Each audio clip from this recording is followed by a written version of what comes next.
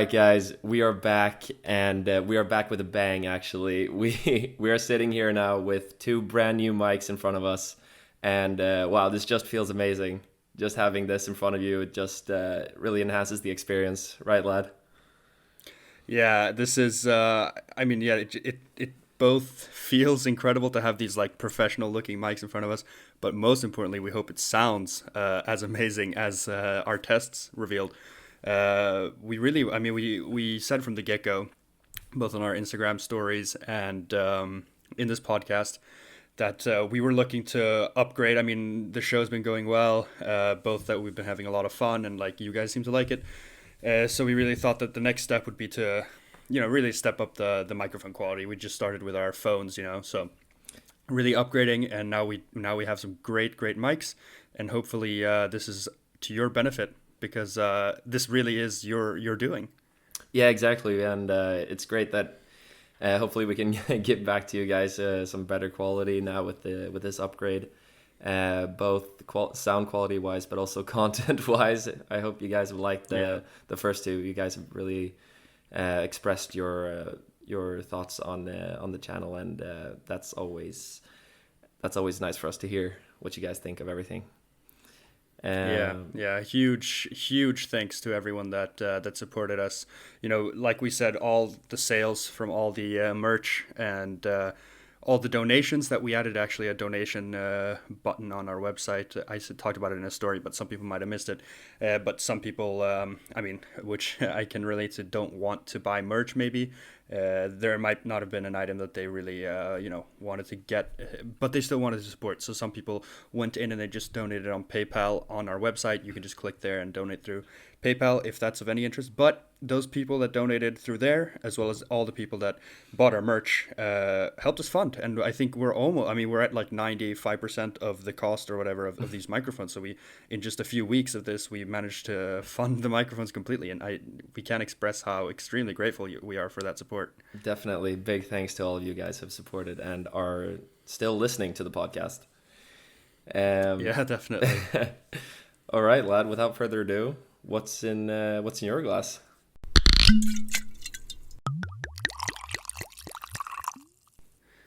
Yep, let's get to the most important part. Well, as we did get these like new microphones and the show feels pretty established now. We're in the third official episode, fourth time we're recording overall. And yeah, like I said, the microphones felt like a bigger occasion. I am going with the most expensive whiskey I've ever bought myself, actually. Aberlour Albunar is what it's called. So I think it was 2 episodes ago. The first episode, I drank the Aberlour 12-year-old, and I talked about how that was like the first whiskey I bought myself, and I really liked it. And I really did like that sherry profile. So after a lot of research and stuff, the same distillery, Aberlour, makes a cask strength whiskey that's completely aged in sherry casks. So the maturation is completely with sherry. So it's a huge sherry bomb, and with all the research online, it's meant to be like the best expression of it. So I went up and picked myself one. If you want to Google the name, it's Bunadh. It's spelled in Gaelic. It means the origin, and so basically they do this in the most pure way, no color added, and no chill filtering and all that stuff. But it is almost 60%. So I have a little setup here where I'm adding water. These are these cask strength whiskeys that are like around 60%. You're meant to have a little teaspoon and add some water. And I've been doing that now and getting it to a level where it really is incredible. And so right back at you, lad. Out of the new glasses as well, right, lad? Oh, yeah, I forgot to say. I got the Glencairn glasses, which you can also Google. If you don't know about whiskey, I mean, these are really meant to heighten the experience, and they really do. They have this sort of tapered part at the end, so the nose really picks up a lot more of the aroma, and it really changes the experience. I can't explain it, but it's like by far, it's a new world compared to like a tumbler. So it really is fantastic. And this whiskey, it's the first time I'm having this. I wanted to save it. I bought it last week. I wanted to have it now for the podcast for a special occasion. So yeah, while I'm cheersing, Ruben, I want to hear what's in your glass, because you've been teasing me a little this week about what you're drinking. I have actually, because I mentioned that I do have a new probably favorite cocktail. And as some of you may know, it previously was the Negroni, and it still might be. This is maybe a new infatuation, but it is actually the cousin to the Negroni, called the Boulevardier. And the reason it Oh, is okay. the cousin is because it shares the two ingredients, Campari and sweet vermouth. But instead of the gin, you have whiskey instead in the Right, glass. right. And I came across this cocktail when I was just looking at some YouTube videos of like, yeah, just traditional cocktails, and then I thought, well, I have the Campari, I have the vermouth at home, and since I always try to keep that in stock, um, so I picked up a whiskey, just a simpler whiskey, uh, for the student budget. But and then I mixed this drink like the entire weekend, both Friday and Saturday, and yeah, I just absolutely love it. So what I've done is I pour the vermouth, Campari, and whiskey over some ice in a mixing glass, and then I stir it for a good amount of time so that the drinks mix. It's a bit diluted, and you achieve some more coldness to the cocktail Mm. without having a block of ice in it. And then I poured it into a glass, and with an orange peel, um, yeah, exerted the the necessary oils, and then yeah, and then just wiped it off on the brim. So really enjoying this one actually, Mm. and really nice to just have a new cocktail to always want to mix. Yeah, yeah, I Yeah, can imagine. That actually sounds delicious because I already do really love the Negroni. That's like one of the go-to easy ones to make at home. And now that I've started to like really like whiskey a lot more, getting into it, I can imagine that the Negroni with like made with a whiskey instead of gin must be delicious. So definitely. It's pretty just jealous of that, even though I'm loving yeah, even though you have this a pretty good Abonat. pretty good glass there yourself. But yeah, just the flavors just I feel like they mix a whole lot better actually than the gin. It's just like or in another way, it's more of a Hmm. I think it might be the sweet vermouth and the whiskey that pair actually very well, which is, as you may know, the ingredients for or part of the ingredients for Manhattan. They already go very well together. So the yeah, just recommend it to you guys. Fantastic. Well, as we always say, we're going to be sipping on these drinks throughout this episode. We invite you to, pause the show, grab yourself your own cocktail, grab yourself your own whiskey, beer, whatever you're drinking, non-alcoholic, and join us for this, virtual cheers through the podcast as we move on to the main topic. But first of all, yeah, cheers. Cheers, guys. Cheers, guys. And like Ruben always says, because I always forget to say it, but now if you have a cigar, even better. Yeah, Um, yeah, we're not smoking indoors while doing this podcast episode, but if you do have a cigar, that's absolutely fantastic. So, Lad, do you want to present what the topic is for today? Because this is a conversation we actually had organically about a few months ago, yeah, and we wanted to make it into an episode.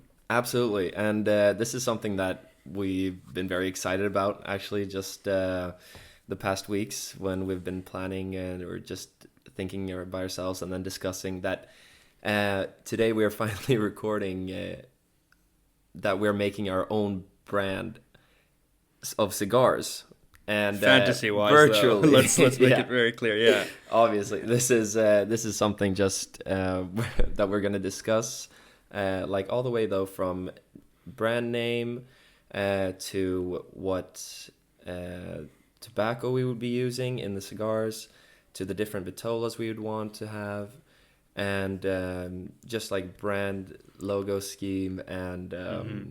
yeah, and like that. So this is a conversation that we've had, like you said, and it's really a fun idea to think about, like when because obviously when you love cigars, your dream is probably, or most people's dream might be, to one day have your own blend, Yeah.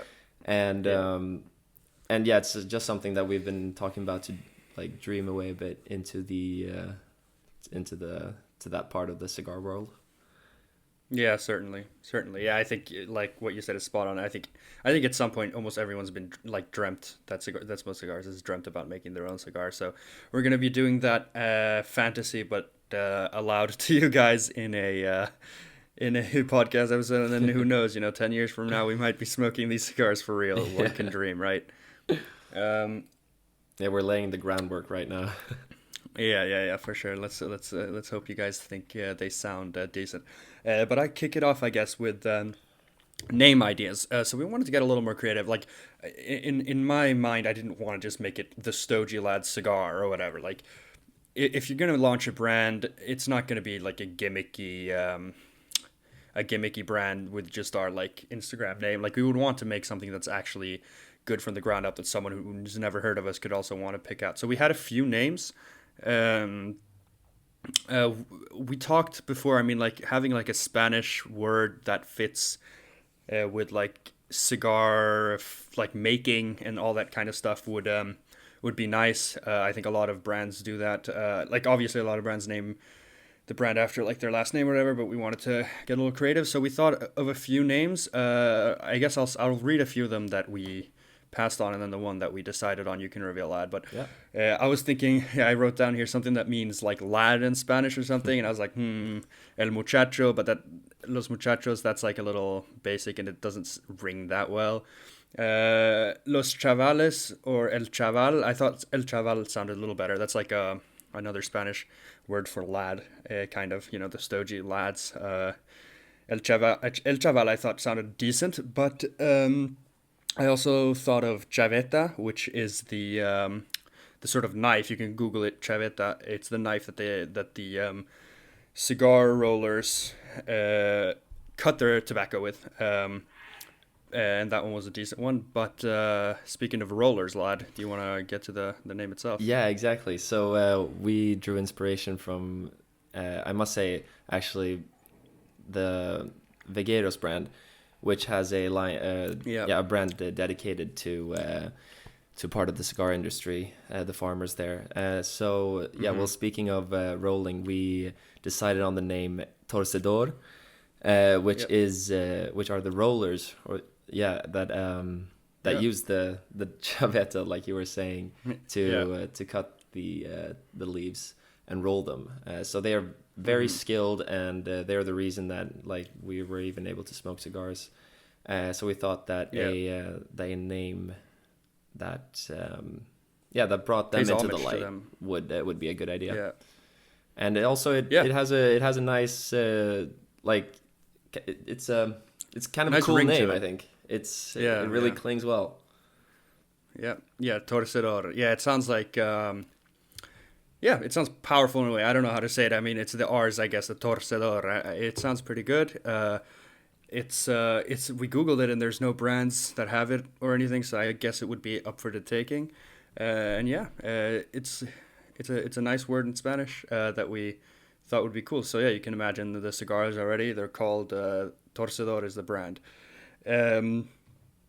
So getting to sort of the nitty gritty, the most important part, right, is the tobacco. And we talked about this, how out there do we want to go? How fantasy style do we want to go? And we decided that, obviously it would be everyone's dream to someday be able to blend Cuban tobacco into their cigars, whether it be part of it or making Cuban puros. But the fact of the matter is the government still has for now, and it probably will be for a while longer, monopoly on all Cuban tobacco. So you can't, be an outside investor. You can't just go into Cuba and start making your own production there. You can't just set up a factory and start making your own Cuban cigars. So we're going to look to what we would be able to do now if we actually did do this tomorrow, which would be non-Cuban tobacco. And we are starting with the filler, lad. So you can go ahead and say Absolutely. What we got there. Before getting into the specifics of what we had in the filler, I just want to start out by saying that just like a bit of a background to blending cigars. Not that we have any hands-on experience, but we've read up a bit on it in preparation for this podcast. So generally, you have 6 leaves in a cigar, 4 filler leaves, 1 binder, and 1 wrapper. And before we started digging into each specific leaf we would have in the filler, binder, and wrapper, we had to think about what overall taste we wanted to have in the cigar. And since Carl and I, we have pretty yeah, similar taste regarding like the body and strength of the cigar, which is more like a medium-bodied stick and offering some complexity, and just layers of notes. So when we started with the filler, we wanted to first have a bit of spice and some light cinnamon maybe. And so the first filler leaf that we decided to include, I should mention we have two filler leaves, two different types of filler leaves, one type of binder and one wrapper. So the first type of filler leaf is the Piloto Seco, which, like I said, was just gives this spice and just a little sweetness, and really what you get from it as well is a good burn, which is also one of the things you have to think about when blending a cigar or choosing the leaves. Is that you can just pick out what flavors you want, but then it might not burn as well because, well, the leaves have to be of a certain kind. They can't be too oily, or because then they won't burn as well. But if you want to offer some background on this leaf, you can take it away. So as you said, Piloto is the type of tobacco. It's the strain, so to speak. And then Seco is the layer of the tobacco plant. So you usually have three layers. You got Ligero, Volado, and Seco. Seco is like the sort of at the bottom. Some people take the bottom leaves in their own category, but Seco are the lower part of the tobacco plant, and as a result of being on the lower side of the plant, they get a lot less direct sunlight, which makes the leaves, bigger. They're a bit less oily, a little bit thinner, not as thick and not as flavorful. But because of them not being so thick and oily, they burn a lot better. Like Ruben said, so a lot of cigars have a lot of Seco in the filler, just for the cigar to be able to, like Ruben said, burn properly, and that's at the end of the day a very, very important thing. You have to sacrifice a little bit of flavor to get good construction. But like you said as well, the Seco has some sweetness. This is going to be like the least flavorful tobacco. But we wanted it to have a little bit of cinnamon, a little bit of that baking spice style. And you can often get that in a Dominican Republic Piloto Seco. And when you hear that Piloto Seco from the Dominican Republic, think Davidoff. They use a lot of that in most of their lines. Davidoff has Piloto Seco filler from the Dominican Republic. The Oliva Serie V has it, and Arturo Fuente, obviously, also another Dominican Republic giant as well. And then we have another filler, and this would be less. I think we would go like 3 leaves of Piloto Seco and then 1 leaf of Esteli Criollo Ligero. Ligero is the polar opposite of Seco. It's the top plant, or the top leaf, I should say, on the plant. And this is the smaller leaves that get tons of sunlight, and as a result, they have tons of flavor. Pairing that with a part of the world, Esteli, Nicaragua, which has very thick and mineral rich soil, you get a hugely flavorful leaf, right, lad? You can talk about what we get there. Yeah, absolutely. In the criollo leaf. Yeah, absolutely. So here you would be looking at more like some of these earthy and nutty flavors, just to pair with the sweetness. Like we said, we wanted to include like differences in like different flavor profiles, so that you get some complexity to the cigar, and so that's really what we wanted to do with that filler leaf.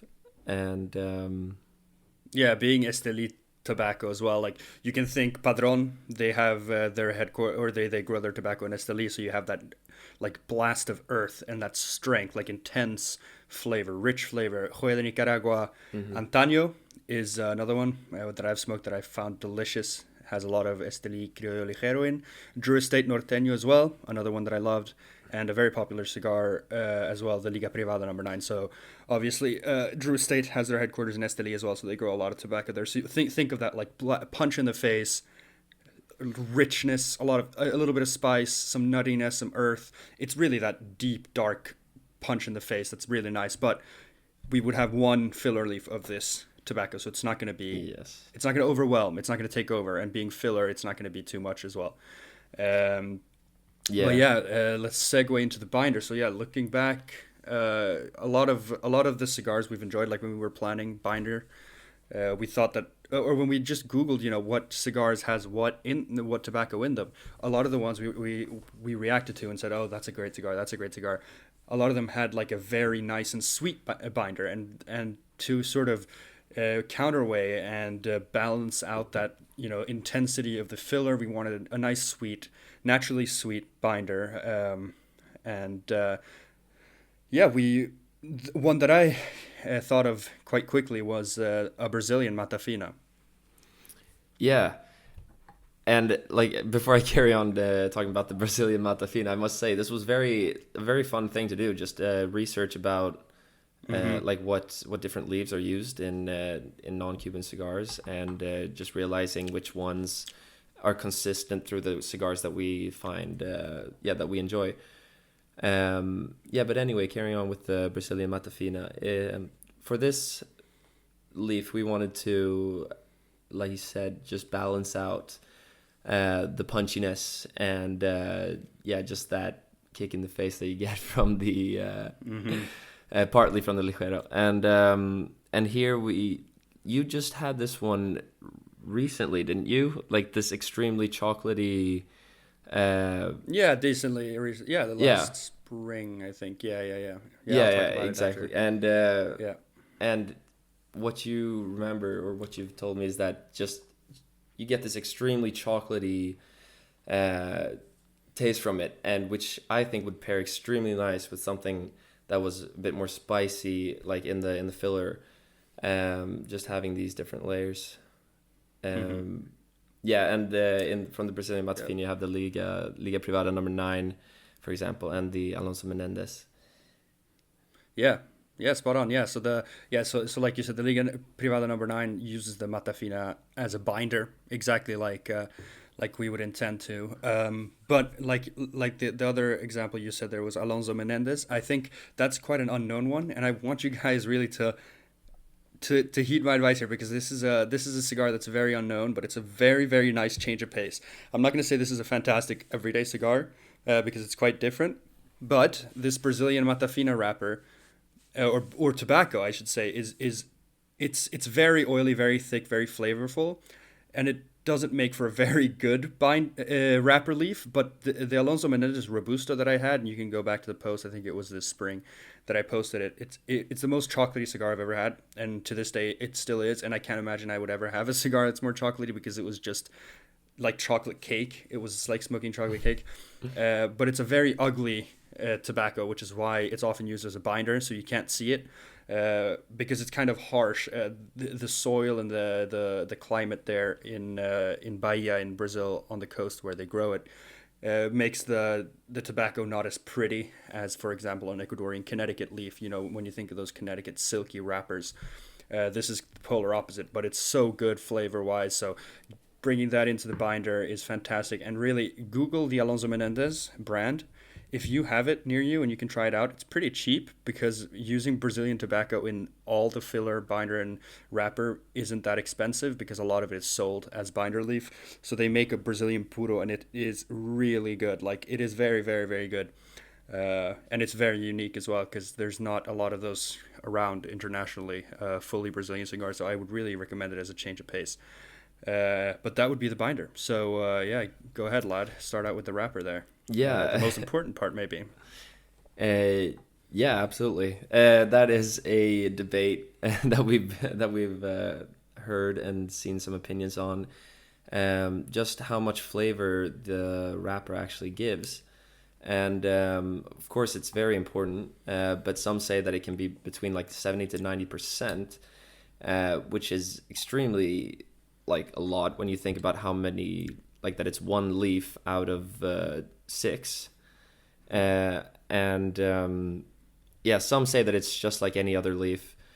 I don't know exactly where I stand in this debate, but definitely think that it's a very important part of the cigar, since it Well, yeah, it's your first impression of it. Of course, it's what you see directly. It's what you smell from the just from the dry notes. So yeah, very important leaf, and it's also the most expensive part of the cigar, and definitely for a reason. So here, lad, we have elected to go for the Jalapa Habano from Nicaragua. So, lad, take it away. Yeah, I'll take it away. Yeah, so like you said, it is it's hard to pinpoint really. I'm sure most of you guys have also heard that saying, like, oh, 90% of the flavors in the wrapper, all that stuff, but uh, we're not going to pinpoint exactly how important it is. But like Ruben said exactly, it is what you see. It is the outside of the cigar, and you need a good wrapper leaf. And at the end of the day, with wrapper leaves, you often also have leaves from higher up in the plant, so they are more flavorful. Uh, but yeah, the jalapa habano. So our thought process here was really we like maduros, we like Connecticut's decently enough, as a change of pace, but we don't smoke those that often. So we wanted one of those middle of the road, sort of classic brown wrapper in the middle there, and you got like Cameroon wrappers, you got Corojo, you got Criollo again as a wrapper, things of that nature. But the Habano wrapper is really the Habano 2000, I think, is the most common version of it. It's like very close to the type of it's the same seed really that Habanos use for their Cuban cigars. So it's going to be similar in the look, but obviously not grown in Cuba. The terroir is extremely important, so it's going to be completely different. Jalapa is a region in Nicaragua and Honduras. Funnily enough, it's right on the border. It's a valley, so called the Jalapa Valley. And again, the word terroir is highly important with making cigars. It's the climate, it's the earth, it's the entire buildup of where you're growing. It's optimal for cigars, so you get a lot of great cigar production in Jalapa. And the Jalapa Habano wrapper is a beautiful sort of medium-bodied wrapper to really enclose the cigar. You've got some, light filler, you've got some heavy filler, you've got some sweeter binder. And then, just wrapping it up with a nice bow in the form of a medium-bodied wrapper. What notes we're looking for, I mean, we would have to, again, this is in fantasy, so it's not going to be spot on, but some notes you can get in a jalapa habano and that we would be looking for is, some woody notes, even more nuttiness. I think we both like nice nutty. And then, the tobacco we've used before hasn't really had a lot of cream. We would like to bring some more creamy texture to it. I always like a nice mouthfeel, a creamy mouthfeel, and maybe some coffee notes too, but obviously you can't have it all. We want as complex a cigar as possible. And when you think Jalapa Habano, if you want to try some cigars using that kind of wrapper, the Davidoff Nicaragua series, highly acclaimed one.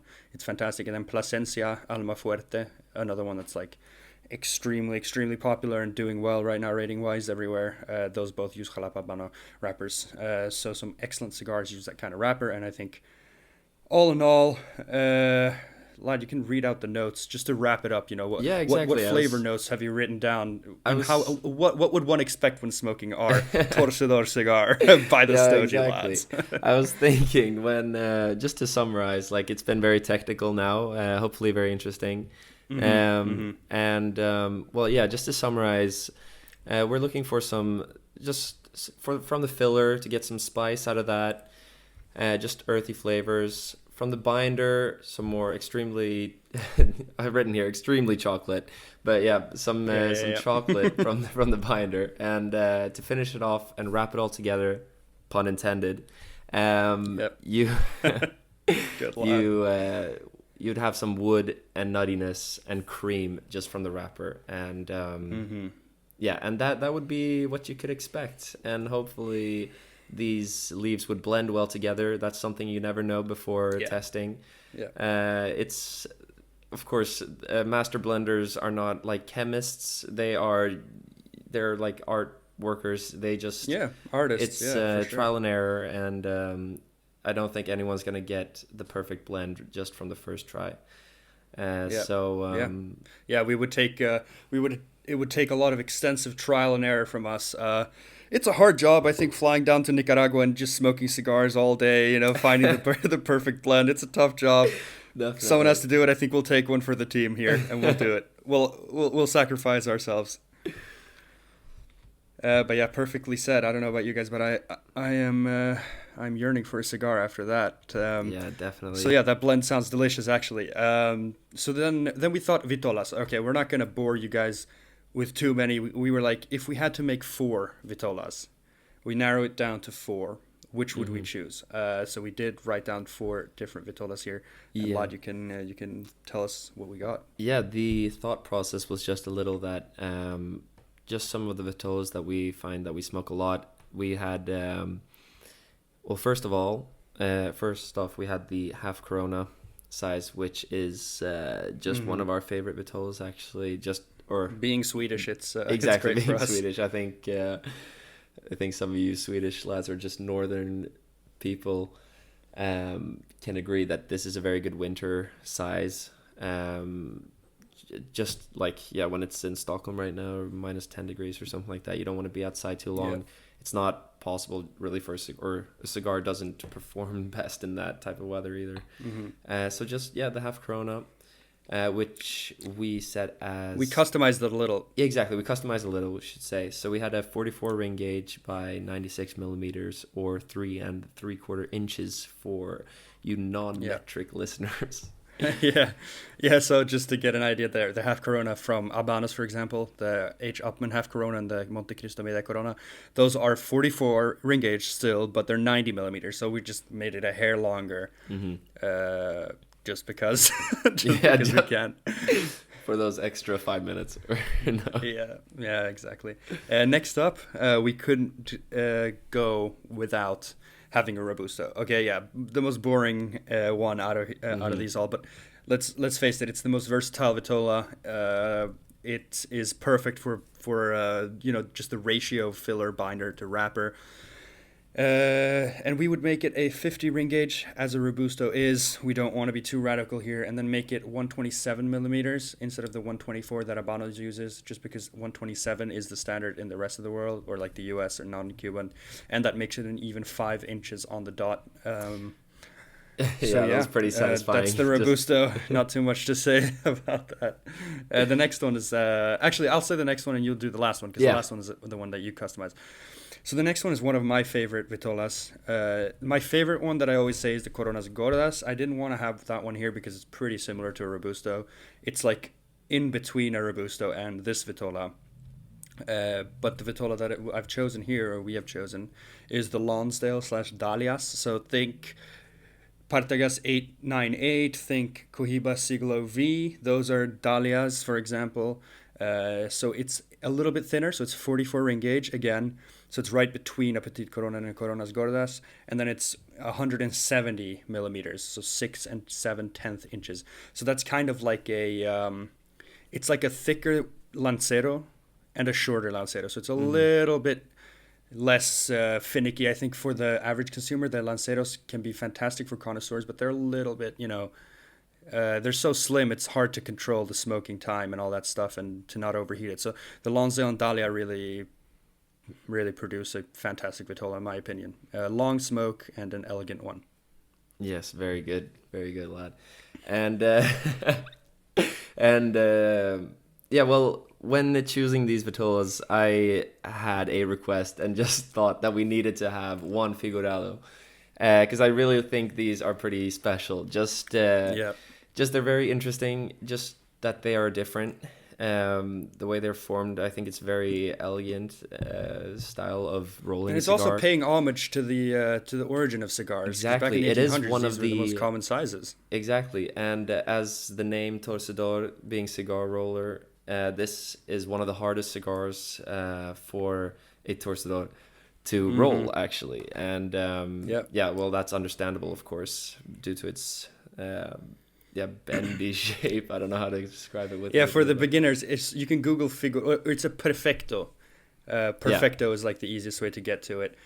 So basically, it's tapered on both ends. If you're rather new to cigars, those are harder to come by nowadays. But when you think about like old Disney cartoons or whatever, when the characters smoke exactly. cigars, these are the shapes that you see. But yeah, carry on, lad. I'm sorry. No, no, very good input, but yeah, a very I don't know if I even mentioned what the Vitola was, but anyway, it is a Salomon. Yeah. I don't know if that's the factory name actually given to it, but it is inspired by the Coaba Salomon, Yep. which measures in at 57 ring gauge and 7 1/4 inch. But for our Vitola, we just thought that a bit smaller ring gauge, since we know it. Yeah, well, they take the largest measurement of the ring gauge Yep. as the one on paper, but we decided that 54 ring gauge was enough. Since we're both fans of not too big ring gauge cigars, Yeah. Yeah, and you don't want a comical, no, gimmicky size, exactly, really. Yeah. exactly, and a 186 millimeter or 7 1/3 inch length. So just a little modification there, and really that length was just Arbitrary. Yeah. yeah, very arbitrary and just a feeling that it Yeah, should this be is just this is a 186. showcase piece. This is the our magnum opus. Yeah, This is our tour de force. This is the this is the nicest looking one. This is the one that you smoke on a special occasion, because that's going to be like a 2 hours cigar probably. yeah, probably. But it's always nice to have a figurado, and like you said, it is an homage to the torcedor. You need a lot of craftsmanship and skill to roll a double perfecto, such as a Solomon. I mean, that is a difficult cigar to roll. So we're almost done here with the brand. We have the color scheme, I mean, the design part. This is not the most. We're not going to linger on this stuff too much. It's just to give you guys a full idea what you could expect when you're, imagining these in your head. So, Lad, Yeah, you want to start with like the boxes? What kind of box style would we? Because there are different types of boxes you can do. yeah. And we discussed this a bit, but we really like just like the classic style of boxes where you have the slide, like the lid that slides. Yeah, slide lid. Exactly, it's slide lid boxes, and when you open it up, we just want to have like a very nice grand presentation, or very nice with the cigars tied in a ribbon, like Yeah. you'd find in many Cuban cigars. Mm-hmm. Um, Yeah, so if you and don't know about these, if you don't have a box yourself, you can just Google, Cuban slide lid box, yeah, varnished slide lid box. All Cohibas almost come in these boxes, except for like the special edition ones. The normal Cohibas come in these. They're almost like cubes, really. They're almost like squares, and then you slide off yeah, the top, exactly. and it's just natural, which is what's really nice about it. Yeah, exactly. We when we thought about like how we wanted to present this, we wanted to really just represent the entire natural and organic process that we think that the entire cigar industry really just represents and is built upon.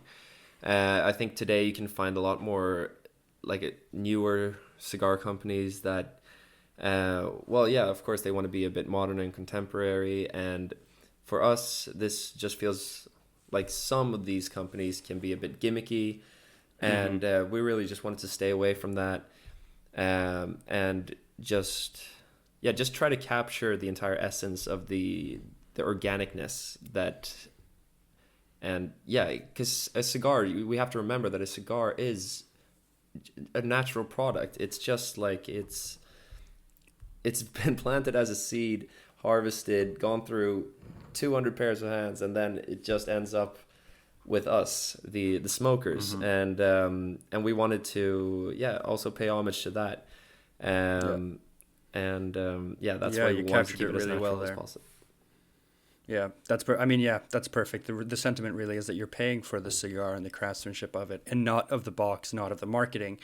There are crazy brands out there doing crazy designs on their boxes and stuff, but at the end of the day, we want understated, minimalistic design on the box. Don't focus too much on the box, have a classic feel, and then really, you want to be focusing on the product itself, the cigar. Color Exactly. scheme, I think we talked about this. We'll continue with our, what has become our Stogie Lads color is now with this new logo, which happens to be the same colors of the New York City flag. It's that like darker blue. I think ours is a little more navy though, white and slight orange. Those are the accents that you have on our logo. So those would be the colors, on the band. That would be the main color scheme. The ribbon would probably be like navy with like white text and orange accents. I really like the way navy and orange clash and blend, and then white is always classic. And Yeah, yeah, we you were want to talking wrap it about up there, lad? yeah, we were talking about Chaveta as a contender for the brand name.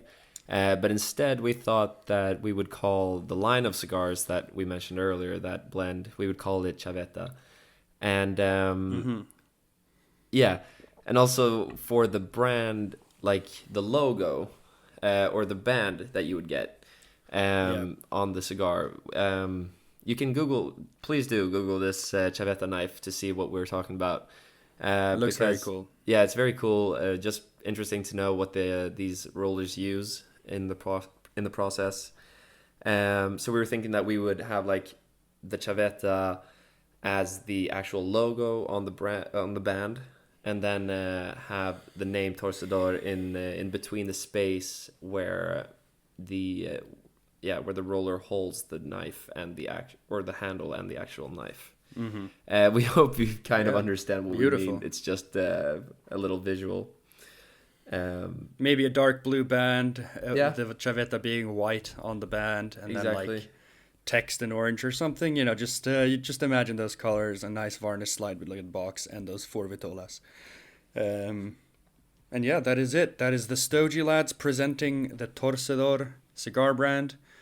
With its marquee line, with its line called the Chaveta line of four vitolas, a half Corona, Robusto, Lonsdale, and the Solomon, all presented in boxes of 10 and 25 in slide lid boxes.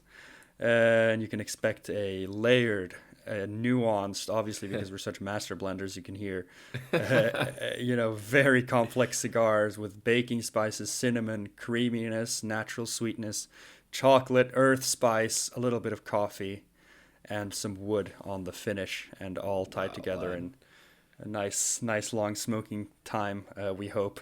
I mean, I think so yeah, guys, you just summarized that perfectly, lad. Get in on PayPal. Send us like what, £2 million, $2 million US, and maybe a bit of just a patch of land in Esteli. $2 million US. We'll set up a factory, and let's crowdfund it. Let's start a cigar brand. Let's just do it. We certainly won't just disappear to the Central American countries and end up smoking cigars there and steal the money. I mean, you have our word, and our word is good. But that is it, guys. I hope you liked that segment. We're gonna round it off as always here with some questions. I don't know if you have questions. I have two lined up though. I do have two as well, actually, in case. All right, I'll start with an easy one, and then you can do it, because 3 people asked this one. We did it on Instagram. 3 people asked, what are we studying? I mean, this is not going to be too long. But Bertie Bassett, Cameron P. Thompson, and _will.jag_ asked, what are we studying, lad? You can, I guess, begin. So I'm studying mechanical engineering. I'm on my 2nd year now in Lund, in the south of Sweden, and it's going really well. I'm happy I chose this line. I did study economics before in high school, but then decided to make the switch. And I'm fitting in really well so far. So it's going good. Yeah. And you, lad? I'm finishing up actually my business degree here, Stockholm University. I mean, I did an American high school in Brazil, so I didn't in Sweden here you do a more focused thing, and you did economics, but I just did a normal high school degree with a mix of everything, and then now business studies. Yeah. So you can, once again, you can trust me when launching this cigar brand. Obviously, I'm already a master of business, so that'll come in handy when we get to the marketing side of the Torcedor cigar. And I guess I'll build the factory then from scratch. Oh yeah, perfect. No, you'll engineer the cigar. You'll be there you'll be one of the torcedores. Yeah, and like I said, you'll use your precious. It's not a science, and then just completely turn it. Yeah, you're right. It's not. Oh, but it's an art, and you did do some art classes in college, so that will. That's actually true. I did. Thanks for putting that in there, lad. Oh God. Okay, let's hear, lad. Let's hear the next question, because that. Okay, first of all, I just had a bit of a... Or did you have a second one? No, you didn't, right? No, no, you can No. go ahead. I didn't know if you Uh, prepared anything, so I just looked at a yeah, yeah. couple. But go ahead. First of all, this is just a bit of a banter question, I guess, but when will you tattoo your hand to avoid imitators?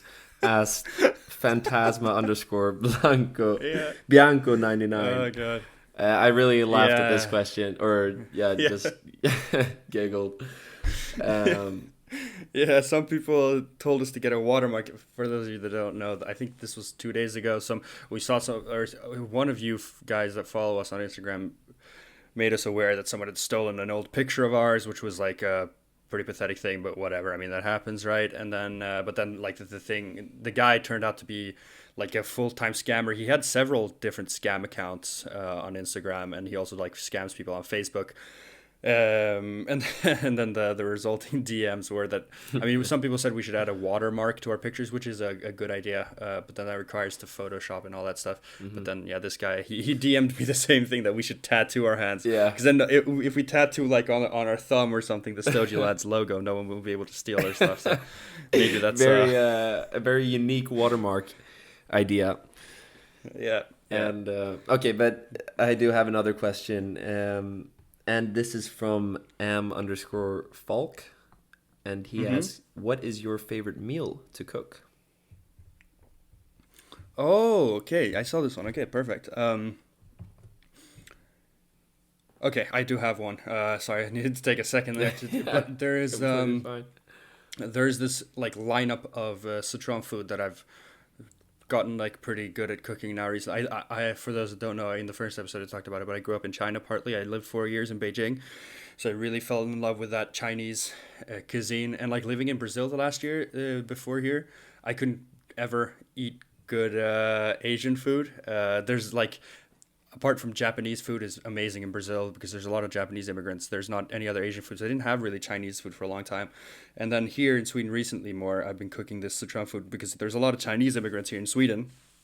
So in Stockholm, you can just go into one of the Asian food stores and get like pure imported Chinese ingredients. And so I make this like 3 pepper pork stir fry, not really a stir fry actually, but it uses Sichuan pepper, which is like this very unique numbing pepper. It's fantastic.